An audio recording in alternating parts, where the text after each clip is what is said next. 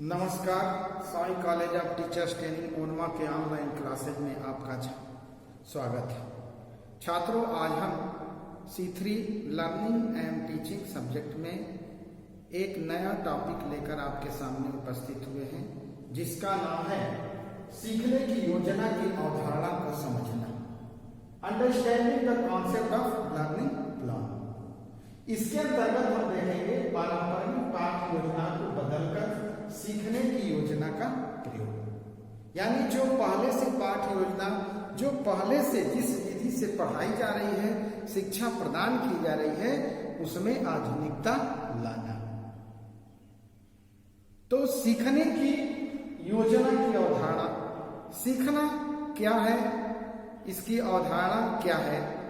छात्रों, आधुनिक युग में नई संचार गतिविधियों का प्रभाव शिक्षा के क्षेत्र पर पड़ा है। इससे शिक्षण को, इसने ये जो नई संचार गतिविधियां हैं, शिक्षण को भी प्रभावित किया है। आज धीरे धीरे परंपरागत पाठ योजना कम होता जा रहा है। परंपरागत पाठों के नियोजन के स्थान पर अधिगम पाठ योजना की समझ उत्पन्न करने पर बल दिया जाता है। यानी परंपरागत पाठ योजना के जगह पर अधिगम पाठ योजना पर बल दिया जाता है। छात्र रटे नहीं, उसको समझे, अधिगम करें, इस पर बल दिया जाता है। तो इस तरह से हम देखते हैं कि धीरे धीरे इसमें क्या होता है, आधुनिकता आती है। इसमें कंप्यूटर तथा अन्य नवाचारों के स्थान पर, नवाचारों के प्रवेश से शिक्षा का आधुनिक स्वरूप बदल रहा है। शिक्षा में नए नए अत्याधुनिक प्रकार के उपकरण से सुसज्जित कक्षा कक्ष छात्रों को के ध्यान को आकर्षित कर रही है। नई नई तकनीकियों के माध्यम से छात्रों को पढ़ाना, ये जो है कंप्यूटर हो गया, प्रोजेक्टर हो गया, जो नवाचार हो रहे हैं, नए नए छात्र को अधिगम के लिए प्रेरित करते हैं, उनको रुचि उत्पन्न करते हैं उनके अंतर्गत। परंपरागत स्मृति आधारित परीक्षाओं के स्थान पर वर्ष भर निरंतर छात्र के आकलन तथा मूल्यांकन पर विद्यालयों और विश्वविद्यालयों पर जोर दिया जा रहा है। परीक्षा प्रश्न पत्रों में भी परिवर्तन किए जा रहे हैं। निबंधात्मक प्रश्नों के स्थान पर संपूर्ण पाठ्यक्रम पर आधारित प्रश्न पत्र दिए जा रहे हैं। नकल रोकने के लिए कई विश्वविद्यालयों और विद्यालयों में कम अंकों के अधिक प्रश्न दिए जाते हैं, जिसको बिना पढ़े छात्र नहीं परीक्षा दे सकता है। कम समय में अधिक प्रश्न हल करने के लिए दिए जा रहे हैं, यानी आपको पूरा सिलेबस पढ़ना ही पढ़ना है। पहले क्या था, परंपरागत में साल भर में एक बार परीक्षा होती थी, नकल करके चाहे जैसे तैसे अपना परीक्षा पास कर जाते थे। अब वो समय नहीं रह गया है छात्रों। तो ये शिक्षा में नए जो खोज हुए हैं, जो कंप्यूटर है, इंटरनेट है, प्रोजेक्टर है, इन सबों के माध्यम से जो शिक्षा प्रदान की जाती है, या शिक्षा में जब इनका प्रवेश हुआ है और पाठ्यक्रम में जब परिवर्तन हुआ है, तो छात्रों को अधिगम करने की क्षमता भी बढ़ी है। ये अधिगम की अवधारणा है। इस तरह से अब आइए देखते हैं कि परंपरागत शिक्षण एवं पाठ नियोजन का स्वरूप क्या होना चाहिए। परंपरागत शिक्षण क्या है, क्या कमियां हैं, और उनके जगह पर किस तरह से नए पाठ योजना होना चाहिए। परंपरागत रूप से शिक्षण विषय केंद्रित रूप में हो रहा है। छात्रों, आपको पता है वर्तमान समय में जो शिक्षा दी जाती है वह बाल केंद्रित शिक्षा है, और परंपरागत विषय केंद्रित था। शिक्षक आधारित शिक्षा व्यवस्था का स्वरूप रहा। छात्र रटने पर अधिक बल देते थे, तिथियां याद रखना तथ्यों के लिए आवश्यक माना जाता था। छात्र पाठ को समझने की अपेक्षा रटने पर बल देते थे। शिक्षक भी ज्यों-त्यों रटी पाठ्य सामग्री पर अधिक अंक प्रदान करता था। शिक्षक भी जैसे तैसे अपना अंक प्रदान कर देते थे। रटने में यह है कि अगर एक बार भूल गया तो फिर पूरा प्रश्न भूल जाएंगे, पूरा टॉपिक भूल जाएंगे। इस प्रकार की शिक्षा पुस्तकीय शिक्षा बन गई। यदि छात्र पाठ के बीच में रटी कोई विषय वस्तु भूल जाता है तो उसे आगे पाठ याद करने में बहुत मुश्किल होता है, याद ही नहीं होता है और वह उसे पूरा करने में असमर्थ रहता है। बोध जो ज्ञान का उच्चतम रूप होता है छात्रों, बोध पर शिक्षक द्वारा कोई ध्यान नहीं दिया जाता था। पुस्तक आधारित शिक्षण में पाठ्य स्मृतियों की सहायता से याद किया जाता है। वार्षिक परीक्षाओं, अर्धवार्षिक परीक्षाओं में छात्र के ज्ञान का मूल्यांकन तथा मापन होता है। इस मूल्यांकन एवं मापन में भी उसकी स्मृतियां में ही परीक्षा होती है। इस बात पर कोई ध्यान नहीं रखा जाता है कि छात्र ने वर्ष भर क्या किया, उसकी विद्यालय में उपस्थिति कितनी रही, उसकी सहायक पाठ्यक्रम गतिविधियों में भागीदारी कितनी रही। बस ऐसे वर्ष के अंत में जो एग्जाम होता था उसमें जैसे तैसे लिखते उसमें मार्किंग हो गई, नंबर पा लिया, छात्र अगले कक्षा में प्रवेश कर गया।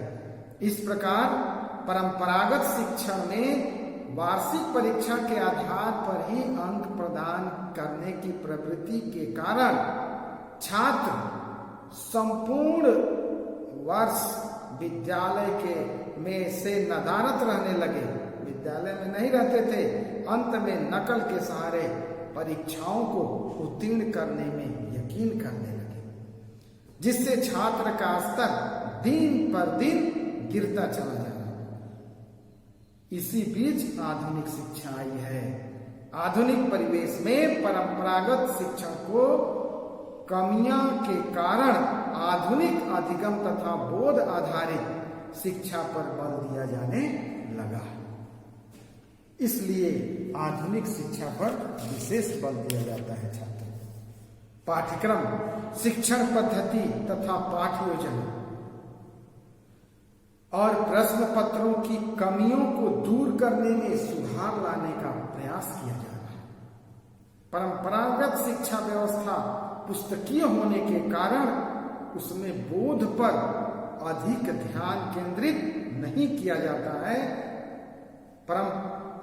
बल्कि परीक्षा और शिक्षा सुधार की प्रक्रिया के अंतर्गत शिक्षा की व्यवस्था, पद्धति, शिक्षण विधि, शिक्षण उपकरण, प्रश्न पत्र आदि सभी में आधुनिकता का प्रवेश हो गया है।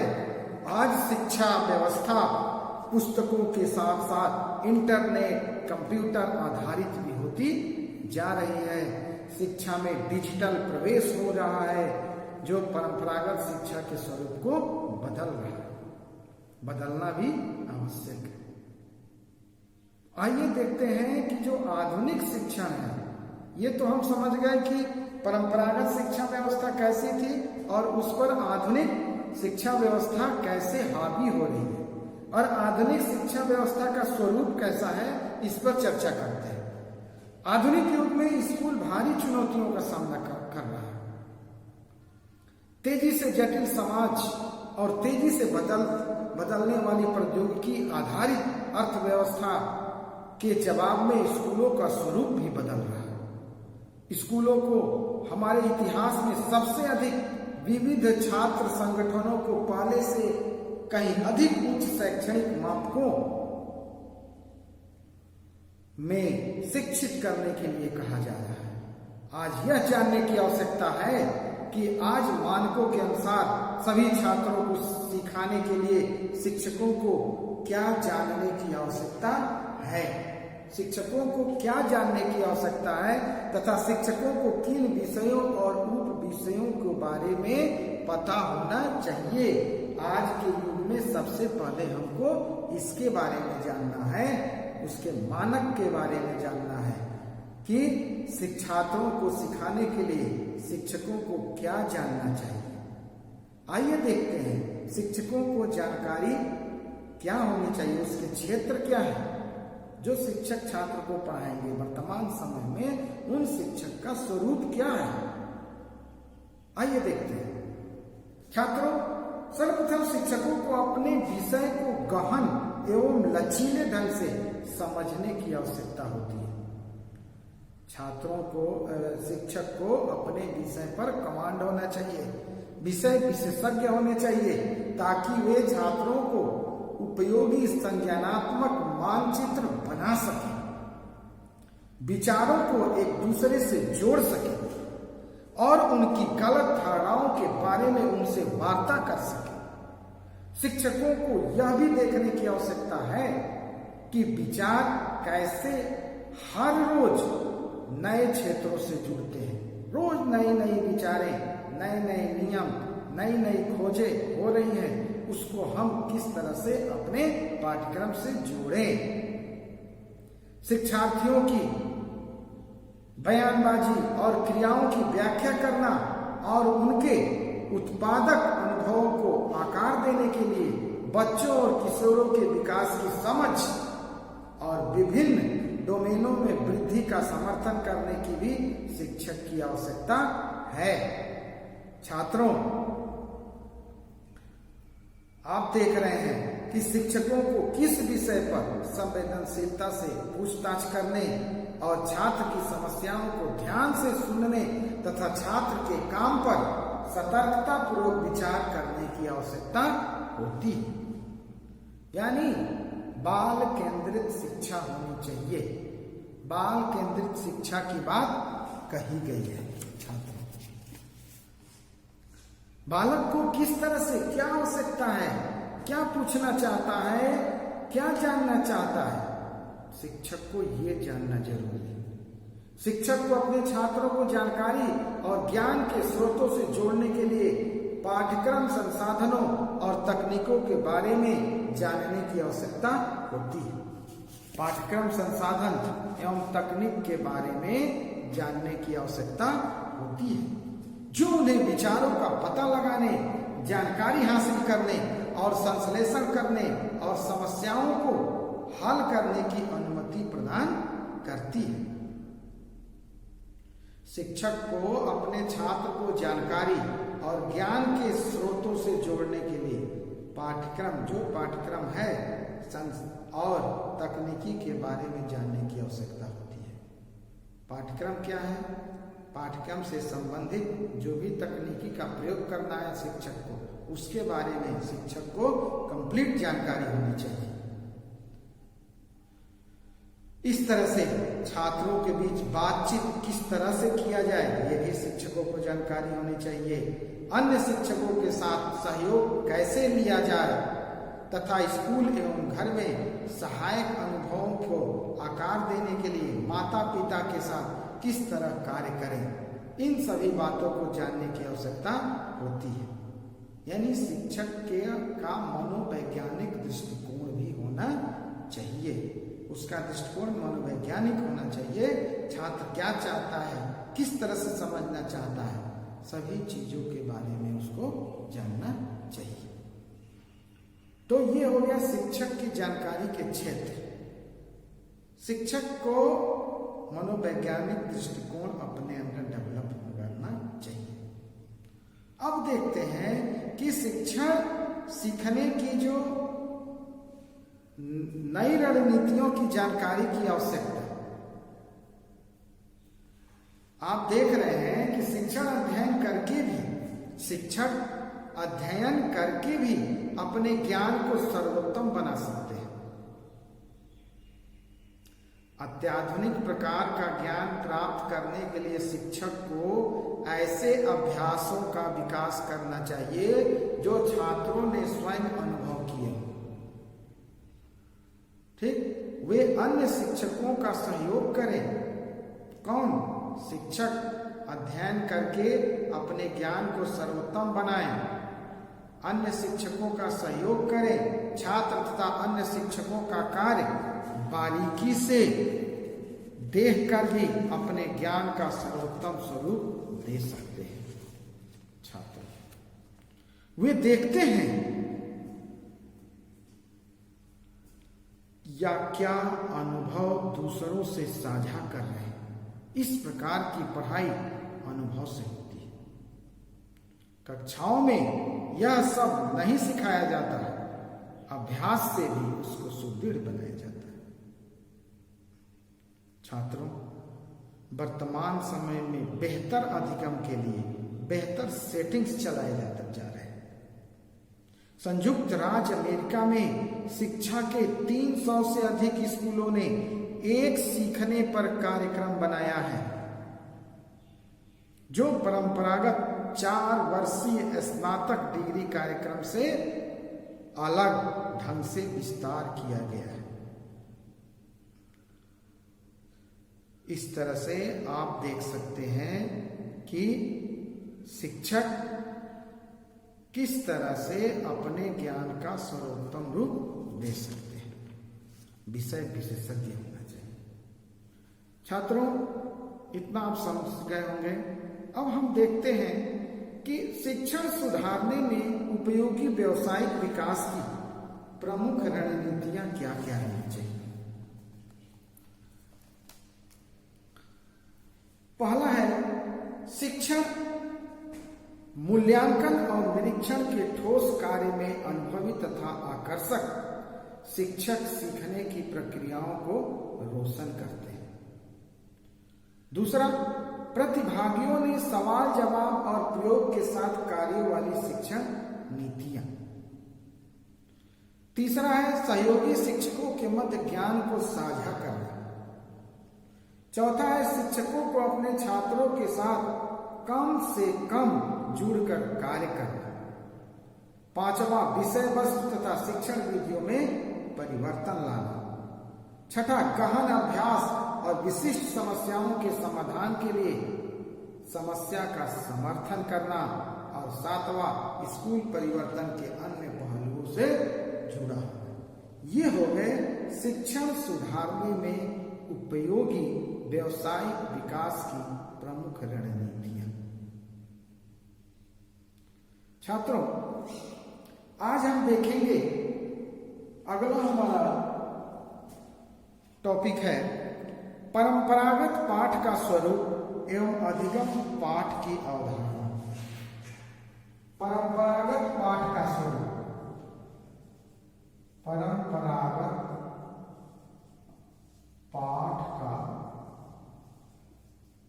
स्वरूप।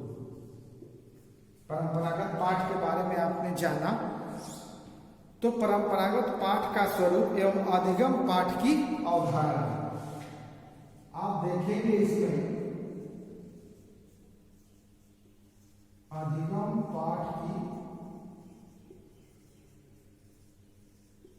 अवधारणा, ठीक है। परंपरागत पाठ, जिसको कह सकते हैं रटन प्रणाली ठेठ में। इसमें हम देखेंगे कि परंपरागत पाठ के स्वरूप में उद्देश्यों का व्यवसायिक शब्दावली में विशिष्टीकरण नहीं हो पाता। इससे पाठ अधिक प्रभावशाली और सारगर्भित नहीं बन पाता है। विशिष्टीकरण शब्दावली का प्रयोग न होने के कारण यह पाठ छात्रों को सामान्य जानकारी देने वाला हो जाता है। वही अगर कुछ विशिष्ट शब्दावली का प्रयोग कर दिया जाए तो वो सामान्य जानकारी से ऊपर उठ जाता है।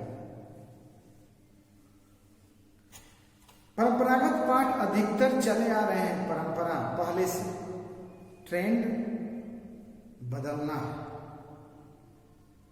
इसमें हम देखेंगे अधिगम पाठ उसके जगह पर क्या कर रहा है, अधिगम पाठ किया हुआ है। ये तो परंपरागत पाठ हो गया। अब अधिगम पाठ ये क्या है? अधिगम पाठ का अर्थ होता है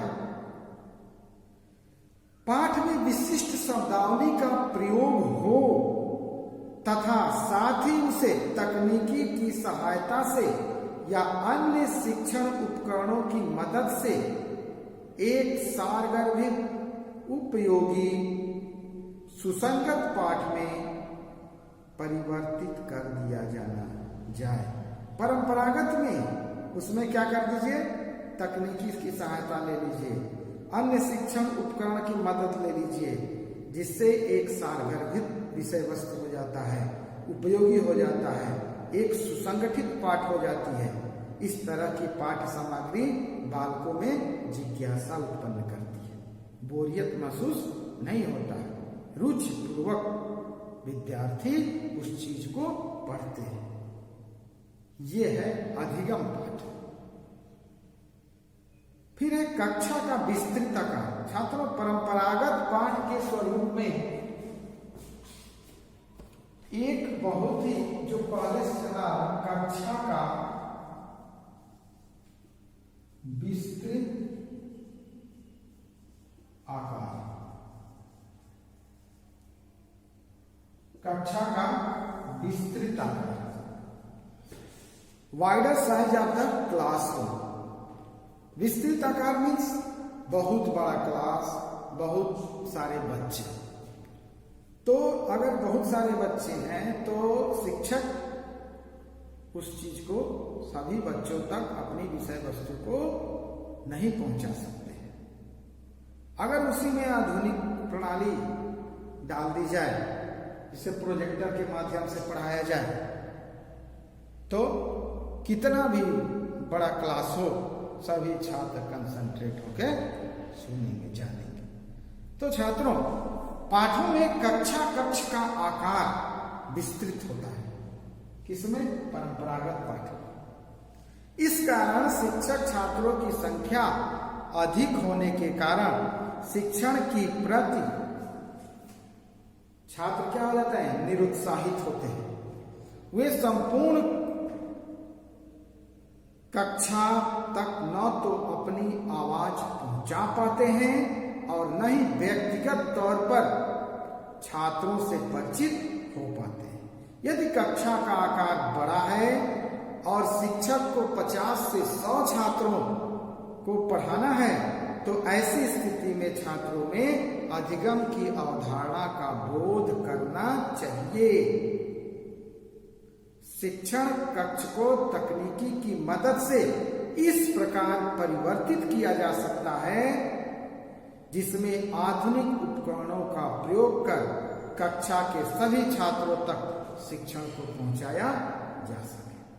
अब देखिए, आधुनिक उपकरण जैसे प्रोजेक्ट हो गया, प्रोजेक्टर, असाइनमेंट के आधार पर भी पाठ का विश्लेषण करने को दिया जा सकता है।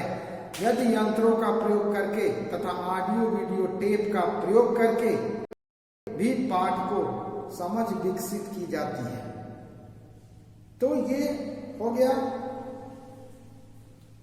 कक्षा का विस्तृत आकार।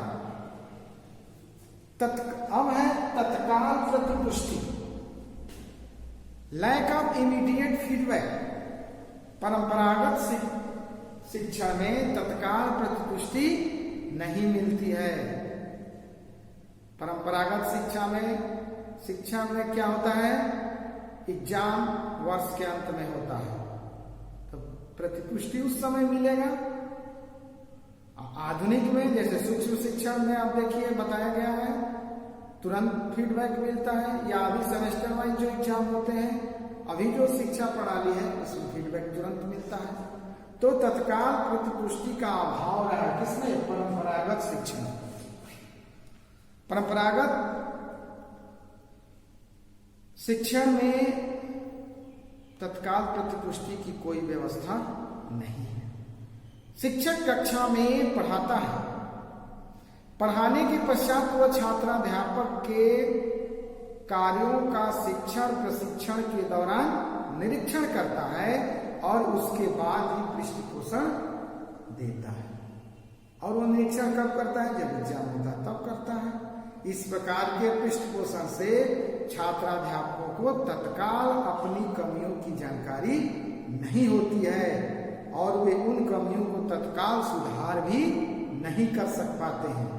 छात्रों में शिक्षण कौशल का विकास करते समय भी तत्काल पृष्ठपोषण होने पर उस पाठ पर पुनः विचार विमर्श किया जा सकता है और इस तरह छात्राध्यापकों में चेतना उत्पन्न होती है। वे तत्काल अपनी कमियों पर मनन करते हैं और उसमें सुधार लाने का प्रयास करते हैं। ये तत्काल प्रतिपुष्टि का बेनिफिट है जो कि आधुनिक शिक्षा प्रणाली में है सम्मिलित। अब आइए नेक्स्ट है प्रेक्षक की अस्पष्ट भूमिका। प्रेक्षक की अस्पष्ट भूमिका, कंफ्यूज्ड रोल ऑफ सुपरविजन। प्रेक्षक में आप देख सकते हैं कि शिक्षण प्रशिक्षण के दौरान परंपरागत शिक्षण में प्रेक्षक की भूमिका बहुत ही अस्पष्ट है।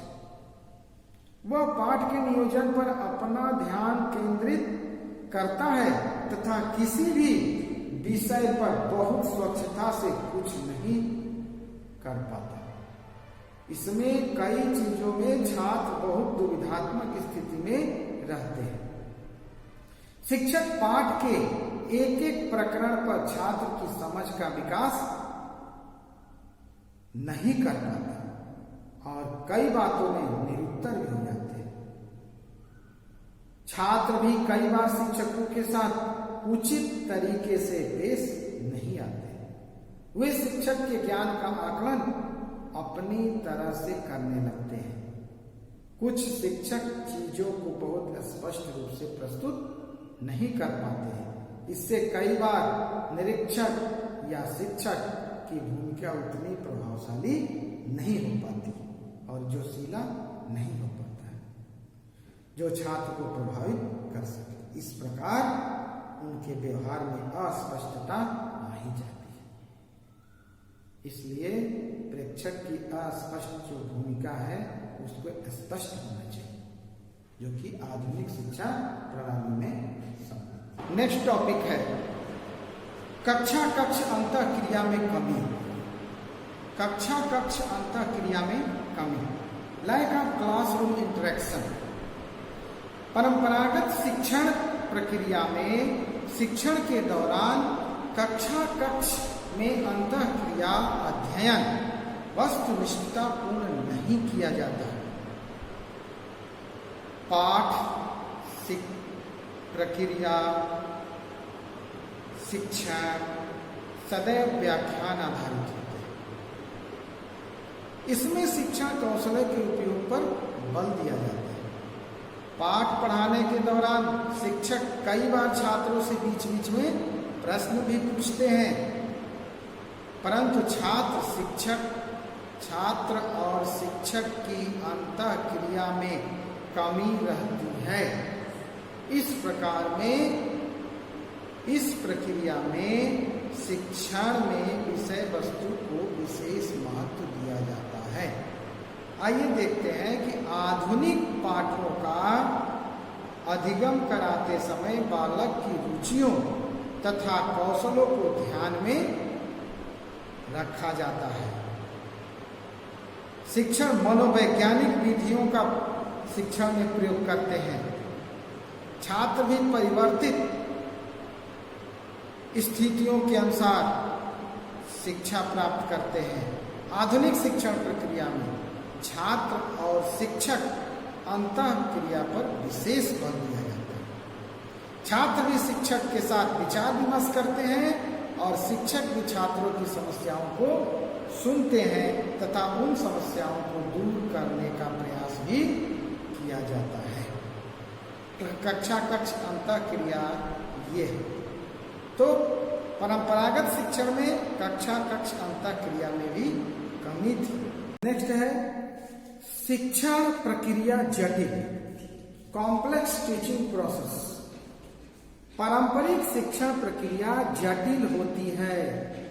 कक्षा कक्ष में शिक्षक एवं छात्र दोनों इस जटिल प्रक्रिया के अंग होते हैं और वे जटिल शिक्षण व्यवहारों का अभ्यास भी करते हैं छात्रों, जबकि आधुनिक शिक्षण प्रक्रिया सरल है।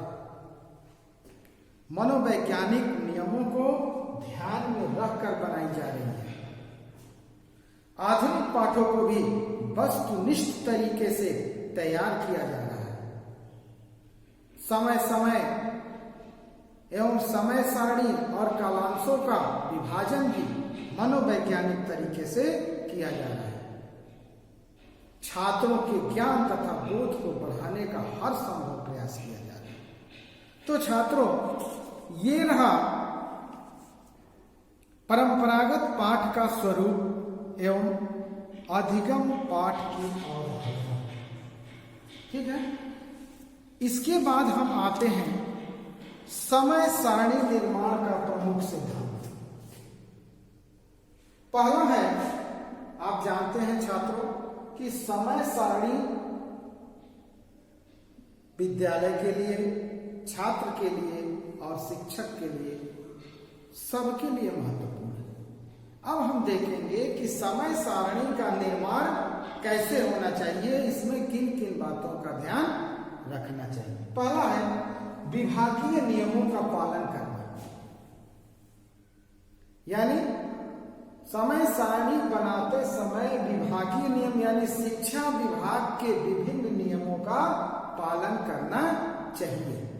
विद्यालयों की समयावधि कम तथा उच्चतर माध्यमिक विद्यालयों की समयावधि अधिक होनी चाहिए। नेक्स्ट है विषयों का काठिन्य, यानी क्या, प्रत्येक विषय की कठिनाई स्तर अलग अलग होती है।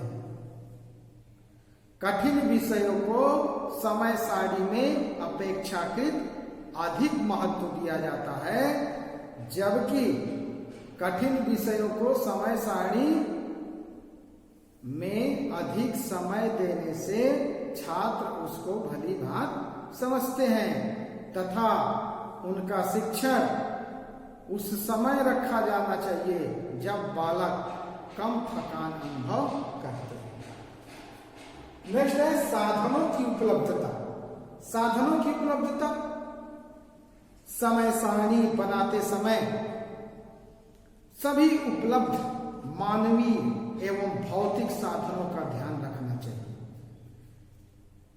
जैसे शिक्षक कक्ष, प्रयोगशाला कक्ष, उपकरण आदि सभी तथ्यों की उपलब्धता समय सारणी को प्रभावित करती है। नेक्स्ट है लचीलापन।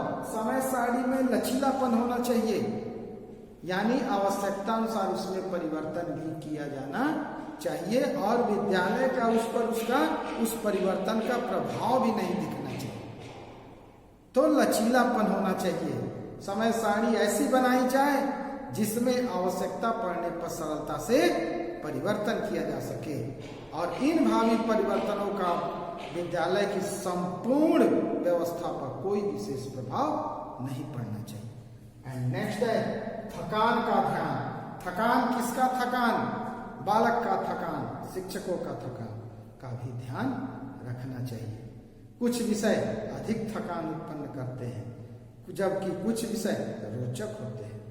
इसी तरह विद्यालय समय में कुछ बालक ताजा होते हैं, महसूस करते हैं और तो उनकी ग्रहणशीलता अच्छी रहती है। समय सारणी के निर्माण में इन सभी तथ्यों का निरंतर ध्यान रखना चाहिए। नेक्स्ट है मौसम का ध्यान। छात्रों, मौसम का ध्यान यानी क्या? ग्रीष्म ऋतु में कालांश छोटे छोटे होने चाहिए, शीत ऋतु में कालांश बड़े बड़े होने चाहिए। फिर है शिक्षकों के हितों का ध्यान, यानी क्या कि शिक्षक समय सारणी में शिक्षकों की योग्यता, दक्षता एवं रुचि के अनुसार विषय का आवंटन करना चाहिए। यह है शिक्षकों के हितों का ध्यान। और बीच बीच में खाली कालांश भी देना चाहिए, जिससे शिक्षक अपनी तैयारी अगले क्लास के लिए भली भांति कर सके।